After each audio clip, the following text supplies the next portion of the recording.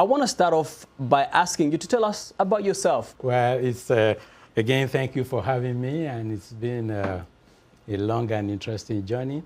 I was born and raised in Nigeria, born into a family with very humble means, but my parents had a great passion for education, and they made sure that all their children, 8 of us, received solid education.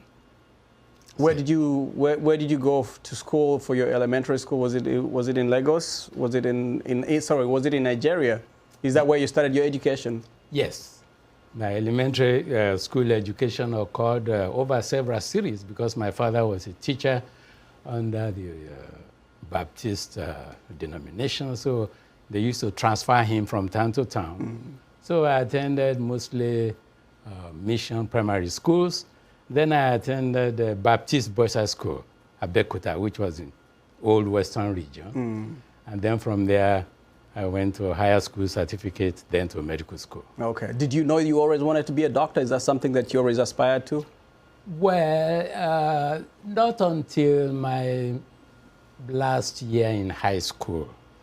When I was a little sick, I went to the hospital, and I was so impressed by what the doctors did, and that was my inspiration. Okay. So you joined medical school. Where did you go to medical school? Well, I went to medical school in Lagos. And after that, I University of Lagos? Yes. University of Nigeria, Lagos? College of Medicine, University of Lagos. Okay. I entered in 1967. I graduated in 1972. That's a few years after independence in Nigeria. Yes. Those were very interesting years, or very, I guess, what would I say, very troublesome years, very troubled years in Nigerian history. Yes, because immediately after independence, there was a lot of optimism about the nation.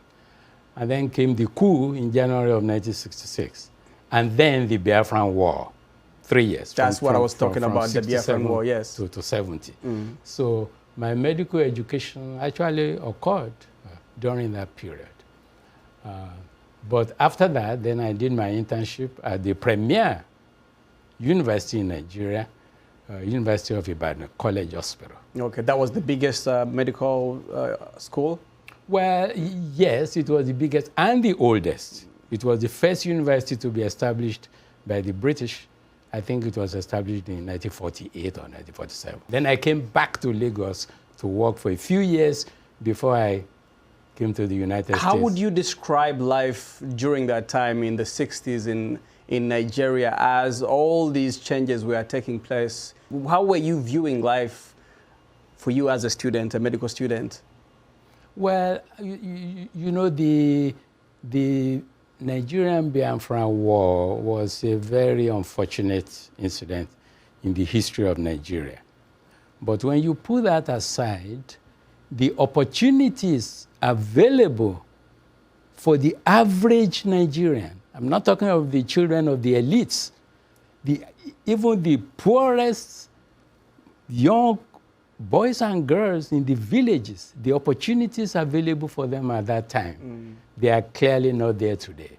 And that has been some of the things that has really driven me in my current path, okay?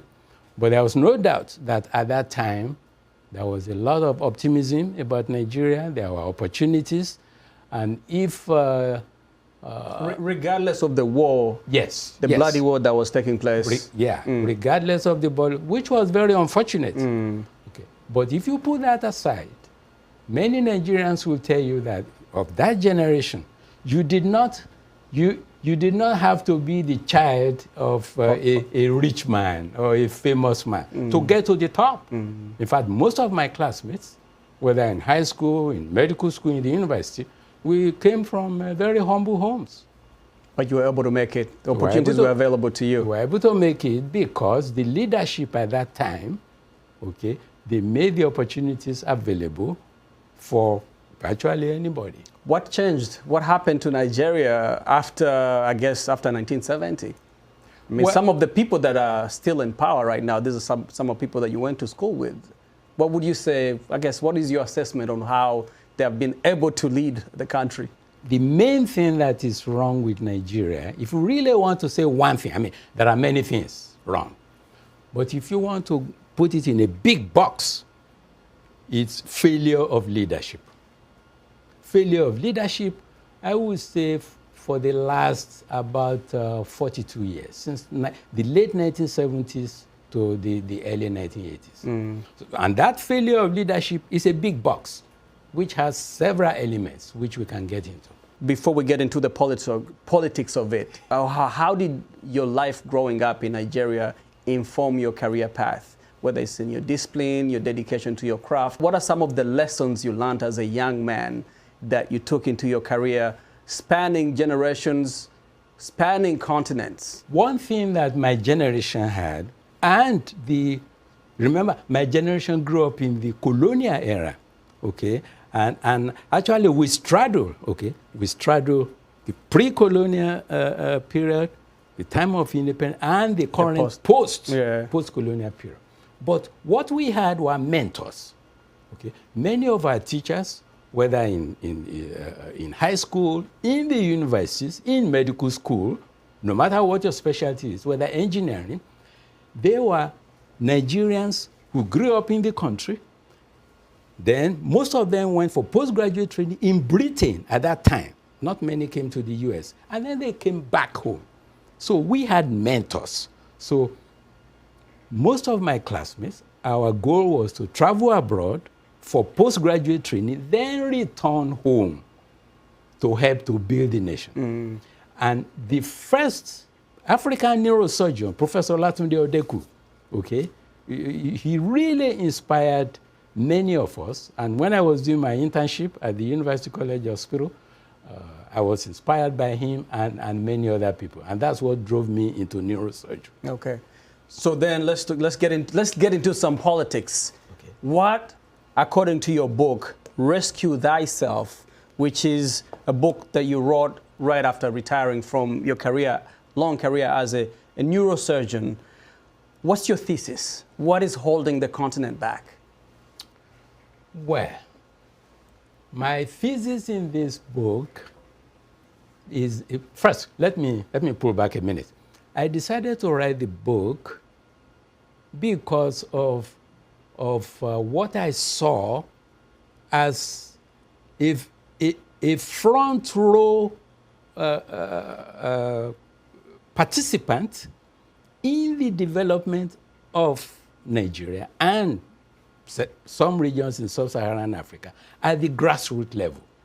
You see, when you go to Nigeria or many of these African nations, and you stay in 5-star hotel, 4-star hotel, you and your SUV and so, you really don't get to see the real picture. Yes. You stay in Lagos, in Accra, in Kumasi, in Kigali, in Nairobi or Kampala. No, you have to go to the villages. Yeah. So that you're saying these cosmopolitan cities are not the real picture of the continent of Africa? No.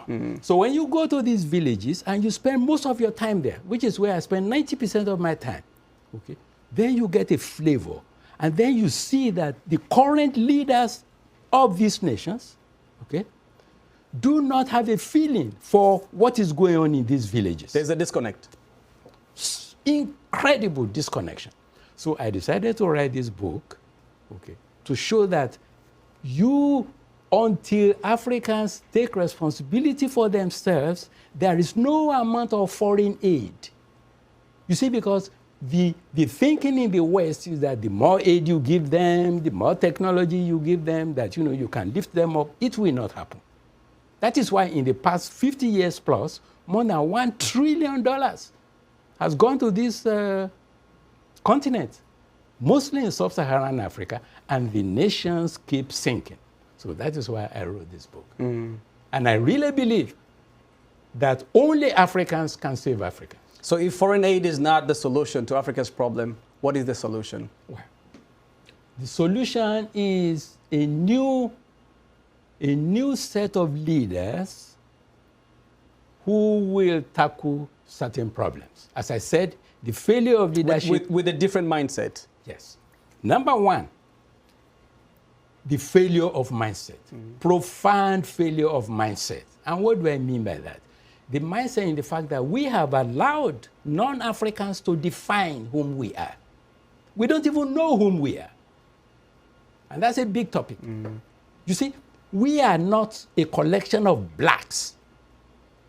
The word blacks does not mean anything because the skin color is only a few millimeters deep.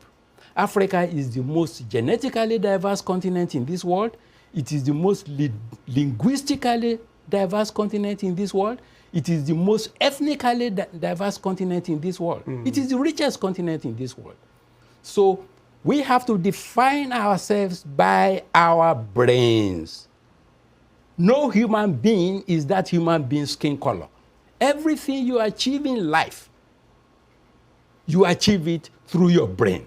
So we must define ourselves by our brain, and we must define our own destiny. Now we are allowing the West, the East, principally China and India, to make choices for us, to define our destiny. To define our development agenda. Exactly. Okay. So, and then we must develop a can-do mindset, because now we have the cannot-do mindset, that we cannot build our roads, we cannot build our bridges, our airports, our hospitals, our infrastructure. So we have to develop a can-do mindset. Very important.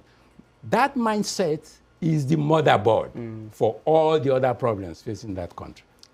Now, you were opposed to the U.S. Leadership Summit that happened in December 2022. You wrote a provocative, I would say, article saying that one of the most impactful African policy decisions that could be made by this current administration under President Biden was that they would cancel, they could or they can or they should cancel the African Leadership Summit. This took place between the 13th and the 15th of December 2022. Now, we know that was not, that your advice was not heeded by the administration. The summit took place. But why were you in opposition of this meeting taking place? Well, that meeting was the second one. The first one occurred during the Obama administration. It occurred during the Obama administration. And when you look at what has happened since that time, I think it occurred in 2014, okay? When you look at what happened to these African countries, after that, they have been going downhill.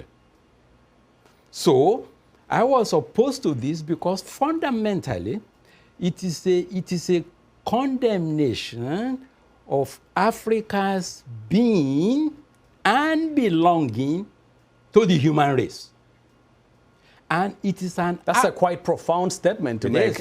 We can have a 3-day symposium on that. and it is an affirmation of our intellectual unbecoming. Intellectual unbecoming. That you have a whole continent. I don't know of any situation like that in human history. You go back 54 countries. You go back all the way to modern civilization 10,000 years ago in Mesopotamia. I don't know of any period that all the nations of a continent, that their leaders converge. We pack their bags and go to a single country, no matter how powerful that country, to tell them how to take care of the problems, to tell them how to feed their people, how to educate them. If you look at the agenda of the Obama administration, I think the August 4, 2014 agenda said, how to take care of women, health care, infrastructure. Do you have to travel to Washington for the White House or the president to tell you that? So that's why I was opposed to that meeting. And I sincerely hope and pray that will be the last one. Did you hear anything about, after the meeting took place, has anything happened on the continent that gives you hope that maybe this time around it was different? The 2022 summit was different from the 2014 summit and other summits that have taken place in other places. We know that there have been leadership summits in India, in China, and other places. But do you feel like at least this one gave you hope that something is different? No, nothing is going to be different, because you see, these summits, unless somebody wants to prove me wrong, I do not believe that it is the African leaders who set the agenda. You see, when you are a leader of a nation and another nation is setting the agenda for you to develop your nation, then you know that that summit is useless. So whether you are talking about the Indian-African Summit, which started in, I think it was 2008 by Indian Prime Minister Manmohan Singh, okay? And then there was another one in 2015 in which 54 African heads of state, 54 African nations were represented, 41 of them by their heads of state. Then the same thing with FOCA, okay? The Forum on China-African Cooperation, which has been going on now since the year 2000. Nothing has changed.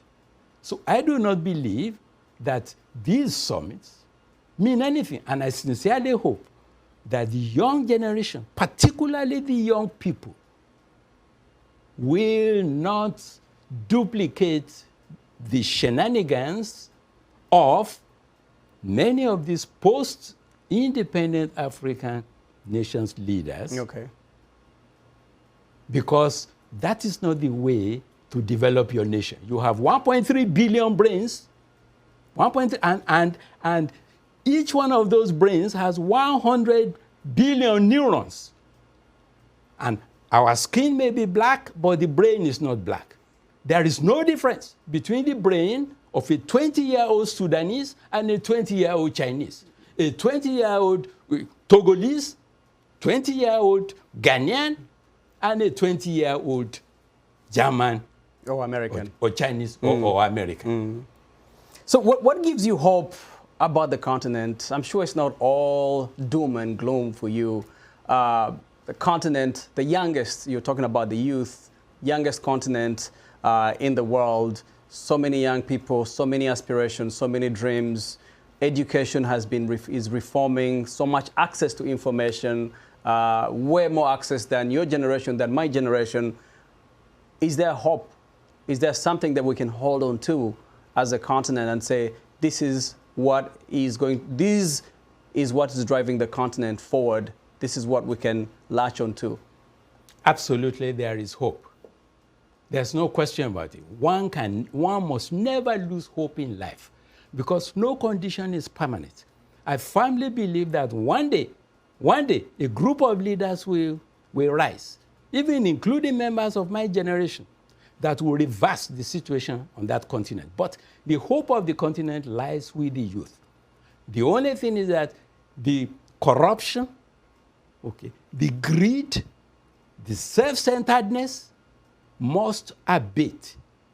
That's number one. Then the current disdain for knowledge. Because the issue of the knowledge gap in the continent, it really concerns me. I mean, next to mindset failure, the thing that concerns me most, apart from corruption and all these other things I've talked about, is the knowledge gap. When you look at the education in the continent, at any level, primary, secondary, university, you see that the education has been so watered down compared with, the immediate post-colonial period. So my hope is that the young people will take all the opportunities, all the natural resources that their nations have, and sit down and use their God-given talents and their brains to develop their nation. If there's one lesson we can take from this book as we are concluding our conversation today, what is it? Rescue thyself. The lesson is that intelligence, abilities, and capabilities are evenly distributed among all segments of the human race. For the young people listening outside there is only one human race. There is only one human race. And our Creator, has created us in His own image. We call it Imago Dei. The principle of Imago Dei, Genesis 1:26-28, and God created man and woman in His own image. And He has given every one of us the talent, the opportunities, the intellection, and the wisdom to take care of our lands. So we must not rely on other segments of the human race to take care of our problems. And I believe that the youths can do this. Absolutely. Dr. Ayeni, thank you so much. Good to see you. Thank you so much for having me.